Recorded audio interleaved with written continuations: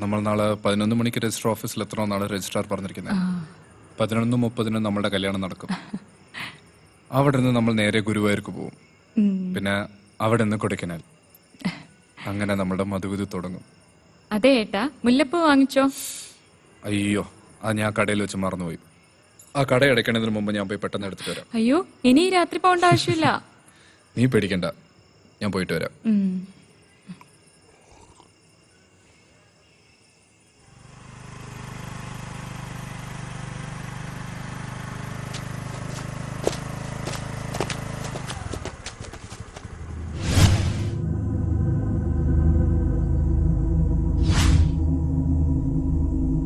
ആരുടെ നീക്ക് വഴിമാറടാ.